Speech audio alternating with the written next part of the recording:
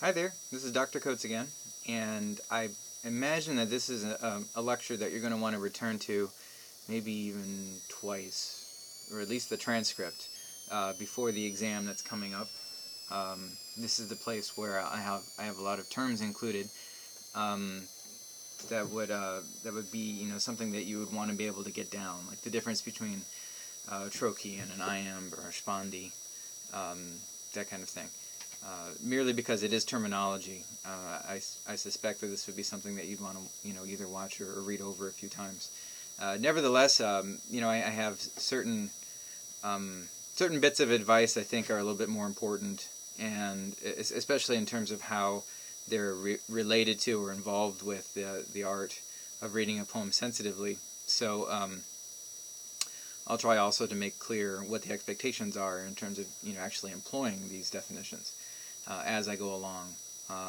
And as always with any of these lectures, I hope that you'll let me know somehow, either over email or on the Twitter conversations, and then of course at the during the end of module formative feedback, whether or not you find this lecture helpful, or if you would like to have more of an opportunity to discuss it either with your peers or with me. So, but it is what it is, and we're not meeting within the classroom, so we all have to make some accommodations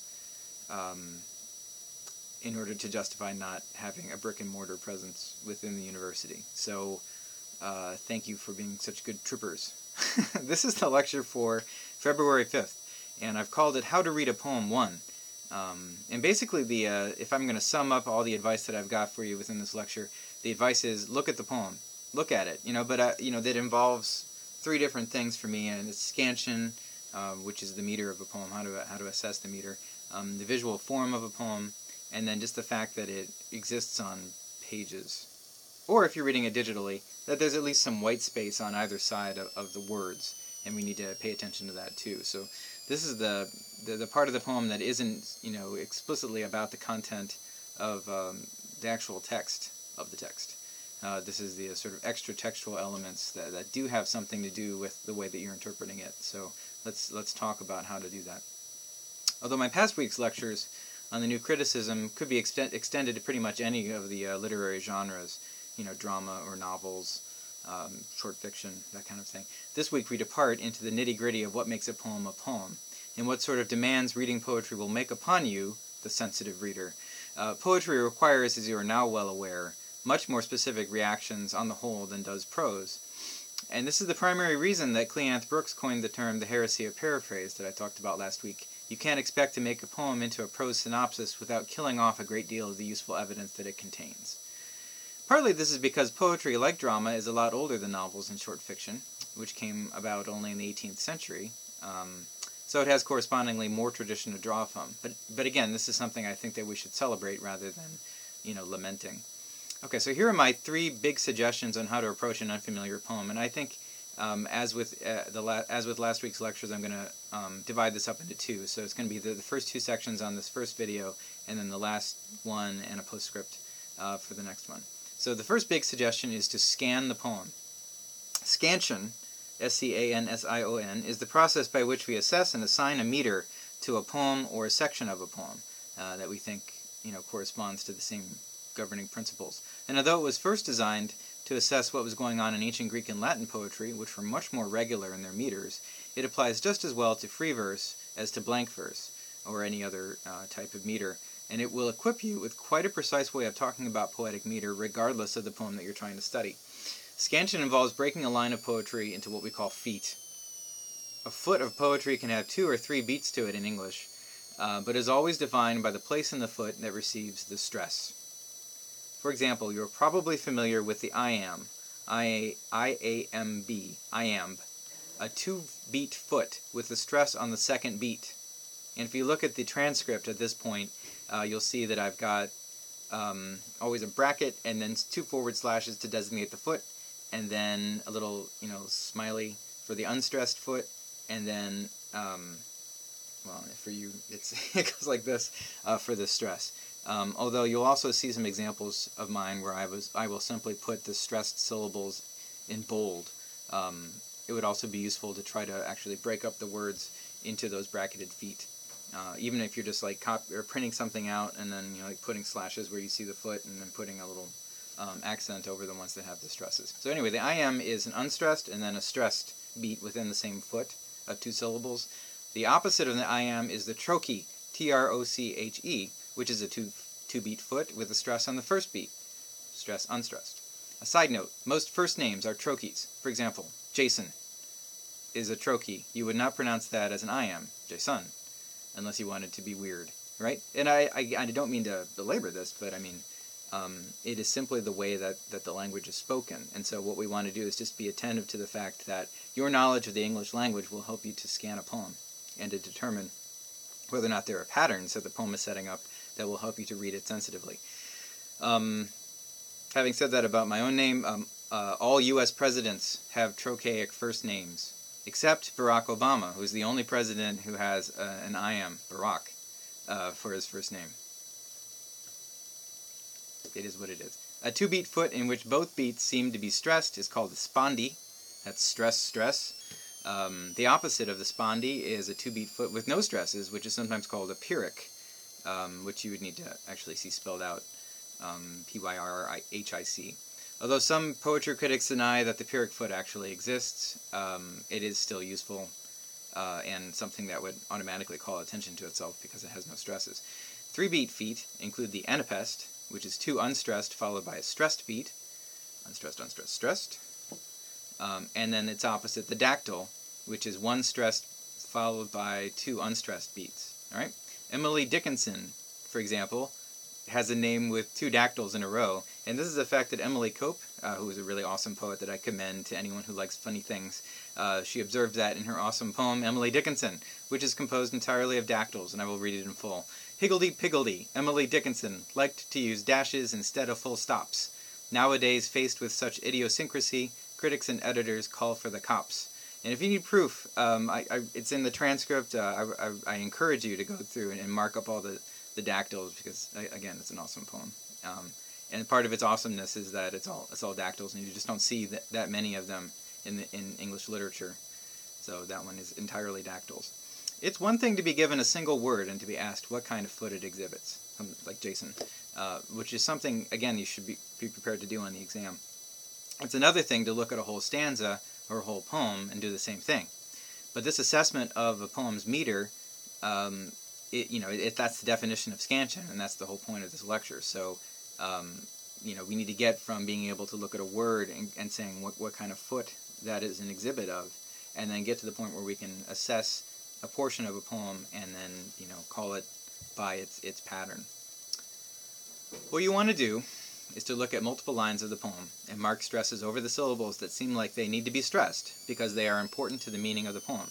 So you read it through first, and then when you go back and try to scan it, identify all the important words and then mark them, right? Or rather, mark the primary syllables within the important words. Sometimes if it's just one syllable word, then your work is done if you determine that it's important. But for multisyllabic words, of course, you should still be able to identify which of the syllables are more important than some of the others. So anyway, in terms of just general words, your nouns and your verbs are going to be more important than prepositions and articles. Okay, or sometimes adverbs and adjectives. You can make distinctions between which ones of those are more important than others too. And for those multisyllabic words, at least when you're starting out reading a poem before you've assessed what the pattern is, try to mark it up in the same way that you would if you were speaking them aloud. This is a process that is related to figuring out where to put a hyphen in a word if you need to split it up between 2 lines of text if you're typing, although now that I actually did this when I was typing up this lecture, but I realized this morning that may not even be a process that is taught in school anymore since the advent of word processing software that does all this for you. So, if you want to group letters together into syllables in such a way that you keep long vowel sounds consistent, then that's what you do basically. So if you had to hyphenate a word like spider, for example, S-P-I-D-E-R, you would hyphenate that between the I and the D, because then it would you would have spider rather than spitter, which nobody says. Nobody says that, right? So it's incorrect to hyphenate that as S-P-I-D-E-R, right? And so that's another way of trying to assign where the foot is. spider is a trochee, for example. Alright, anyway. You start with the words that you're positive about, and you move through the text, marking it up until you feel confident that you've located a pattern. Let me read aloud one of the poems from our first week of class, Westron Wind, and then we're going to go through how to mark this one up, okay? How to scan it. Westron wind, when wilt thou blow? The small rain down can rain. Christ, that my love were in my arms, and I in my bed again. This guy's really tired. Okay, since the poem is about how the speaker wants the wind to blow, possibly he's out in a sailboat during a calm, and he can't get home, there's a good chance wind and blow are stressed. Right? Wind and... okay. Add the fact that it's raining to this horrible calm, and I then would stress rain, down, and then rain in the second line. There are two rains in that second line. It helps, again, if you're looking at the transcript. Christ sounds like an exclamation, so you should stress that. And if he's thinking of the joys of home, which probably he's not just talking about going to sleep, but maybe also doing something with his love that would then be in his arms in the bed. Yeah, probably then you should put stresses on love, arms, in, because that's where she ought to be, and in the fourth line, bed. And some part of again should probably be stressed too, because he's talking about returning home, not like going to a shelter. So the homecoming is part of this too. So again is going to receive some stress, probably the second syllable for finality, right? Because that would be the last syllable of the entire poem in that line. The rest of the poem is going to be a little bit murky, right? So like we're relatively certain about these important words, and then we'll have to figure out how to stress the rest of it. In the first line, it might depend on the medieval pronunciation of Westron, which we don't use anymore, clearly. And I should point out that some versions of this poem, if you search around online or if you look at different anthologies, will spell it Western rather than Westron, which is kind of helpful. Western, I know how to pronounce. Restaurant, maybe it's Westron. I don't know. It's Westron. And the choice between when and wilt might depend on whether you think the speaker is stressing time or trying to will the wind into blowing, like through mental energy somehow. The second line could be paraphrased, look, the rain is doing something, why can't you, wind, as an apostrophe to the wind. So you need to figure out a pattern to help yourself with those murky bits.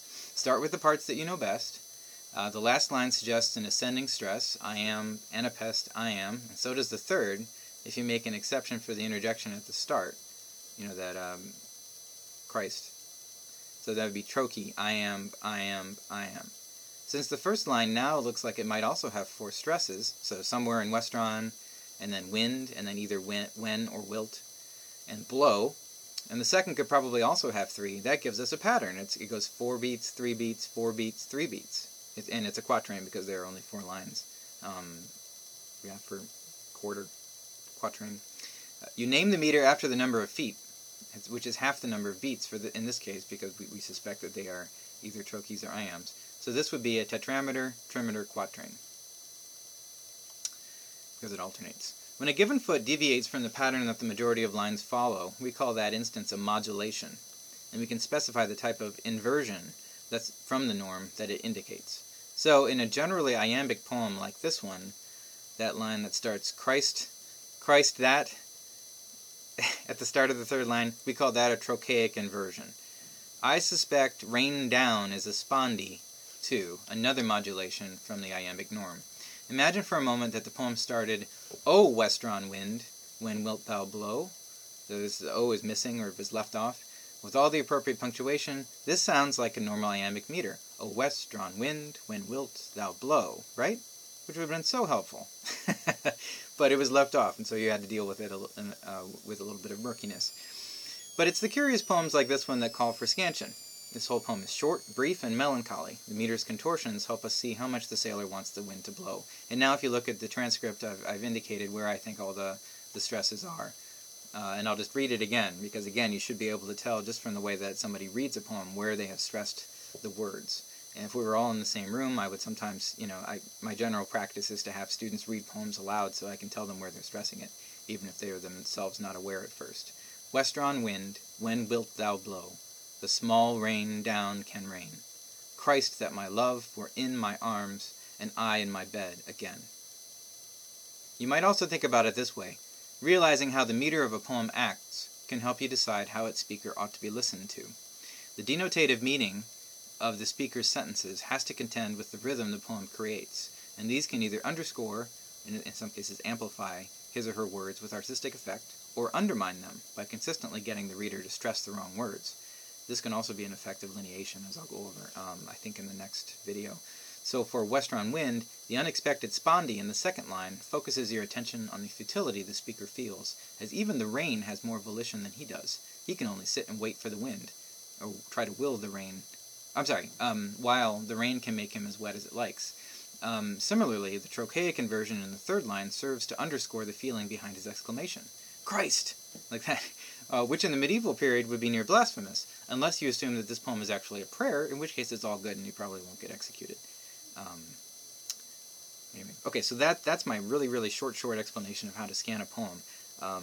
But I do also feel like, especially if you've learned some poetry in high school, that there's too much stress placed on, memorizing what the feet are, and not enough placed on trying to figure out what the interaction between the meter and the meaning actually is. And so that's where I would prefer to have my emphasis. I don't mind walking you through, later on in our Twitter conversations, how to tell which word actually gets, which part of which words get the stress, as long as you are willing to put in the work on trying to figure out what it means that some of these words are stressed differently than others. Okay? Because that's where I think, the major work of interpretation is to be found, and that's what I want you all to be doing independently. Alright, second big part of advice. Find patterns. This is related to how to look at a poem. Possibilities for patterns abound in poems because much of their effect is visual. You have, in a poem, sentences suspended in between white spaces on a page or on your screen, and it makes a difference where and how a line ends to be succeeded by another line. One of the easiest patterns to recognize after metrical rhythms is rhyme, the practice of putting two or more words that have assonant vowel sounds together and similar consonants at the end of lines in a recognizable pattern. So dock and clock rhyme, right? And most people intuitively know what a rhyme is. And it's in fact one of the things that my daughter is learning. She's 3.5 years old in her daycare right now, just like what rhyme is and how to do it. It has a long history. If the rhyming words are both one syllable long, it's called a masculine rhyme. If not, it's called a feminine rhyme, and yes, that is sexist, and no, we can't do anything about that if we want to, be precise in our terminology. If the rhymed words have the same consonants, but different vowel sounds, that is called consonants, like litter and letter, wade and wood, consonants. Half or slant rhyme is any imperfect rhyming which uses proximate, though not perfectly rhyming words to set up a pattern. So for example, if I went from room to worm to warm, I still want you to link to those three words together, but no, none of us should be confused that those are perfect rhymes. In the same way that, say, room and boom and tomb are perfect rhymes. Okay? So to name the pattern of rhyme, you assign a different letter to each differently rhymed line. Westron Wind, for example, has the rhyme scheme A, B, C, B. Right? Because the first and third lines don't rhyme, but the second and fourth one does. Ones do, excuse me. Once you've found the rhyme scheme, if any, then it doesn't have to rhyme, you're ready to consider whether the stanza form fits into any extra poetic patterns. For example, if the stanza has 14 lines, it's of the subgenre of the sonnet. There are various subgenres of that subgenre of the sonnet, including the Shakespearean or English sonnet and the Petrarchan, or sometimes called the Italian sonnet, because Petrarch was Italian. The English sonnet has 3 quatrains of 4 lines and a closing couplet. So its rhyme scheme goes A, B, A, B, C, D, C, D, E, F, E, F, and then G, G.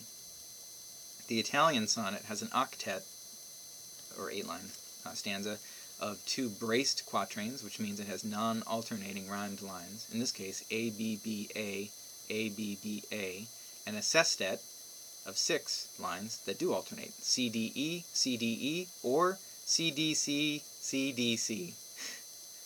Depending on how the poet did it. Other stanza forms exist, of course, and they are numerous. The trick with rhyme schemes is not to memorize them all, but to look them up when you come across an unfamiliar poem that you suspect is in dialogue with another poem. Other patterns include auditory patterns. Alliteration, for example, which most of you have heard of, I'm sure, is one or more words beginning with the same sound in close succession to one another, A more specific variety of alliteration is called sibilance, which I love. I love this word because it actually includes sibilance within itself. That is alliteration with the letter S, because we have so many S's in English. It's really common. There's also internal rhyme and assonance, because rhyme can happen, within the lines of a poem rather than just at the ends of those lines. And assonance, of course, can happen within the lines of a poem too, rather than just at the ends. And there's also this thing called onomatopoeia, which is very familiar to, at least in high school poetry education. Those are words whose pronunciation approximates their own meaning, like hiss or sizzle, right? And it's one of those ways of pushing back against some of the arbitrary qualities of language. That there's nothing really huge about the word elephant, even though it describes something which is really big. But on the other hand, sizzle kind of sounds like sizzling things. So we don't find that very often, and we like to run with it when we do find it. The sound and sense features of poetry can be particularly maddening if a writer uses them to back up a pre-existing argumentative point. This is, a reader, a writer who is reading a poem rather than the poet, without reflecting on the role that the auditory features play in the overall tone of the piece. And I'm going to be talking about tone on Thursday, but just as an example of this, Richard Wilbur's poem The Barred Owl, which we talked about last week, includes two entirely different types of sibilance, as the speaker of the poem describes a parent's effort to soothe a child after hearing a scary hoot. The child has heard the hoot. So here's a quote from that poem. "Words which can make our terrors bravely clear can also thus domesticate a fear, and send a small child back to sleep at night, not listening to the sound of stealthy flight, or dreaming of some small thing in a claw, borne up to some dark branch and eaten raw." Right? Dun, dun, dun. So it goes from being, pretty soothing to actually visualizing what had startled the child in the first place. These lines give the lie to the idea that sibilance is always going to be comforting and soothing, since the line including small and sleep, which is going back to sleep, is followed immediately by the one including the much creepier sound and stealthy, which remind us of the hoot that woke her up in the first place, and then the some small thing being devoured. In all cases, the point is not only to recognize these patterns, but to come to some sound conclusion as to the relevance of your finding. You can't just say there's sibilance, that means, sibilance is soothing, and therefore the child went back to sleep because her father, said a bunch of S's to her. Because the sound, it's arbitrary. It has everything to do with the interaction between the content and the sound, and nothing at all about how S sounds are inherently soothing, because they are not. It just so happens that the word soothing has an S in it, right? But it could have had something else. What does it mean that some words are rhymed with others, or that particular groups of words call attention to themselves because they sound alike? If you find a rhyme scheme or some other pattern within a poem but can't figure out how that pattern contributes to the overall meaning of the text, don't assume that it's interesting evidence. Don't just report, this has a rhyme scheme of A, B, A, B, A, B, A, B, like that, without saying, what that has to do with anything. You should consider dropping that kind of evidence from your reading. Because again, like as I'll talk about next week, the point is first to amass a bunch of data and only then to figure out what all that data means. Conversely, if you note that the rhyme scheme of a stanza suggests data that contradicts your reading of the poem, change your reading. The argument that incorporates and accounts for the most evidence within a text without buckling is the best argument. Okay, the last part of this and a little postscript are going to be in the next video, so thank you very much, and stay tuned.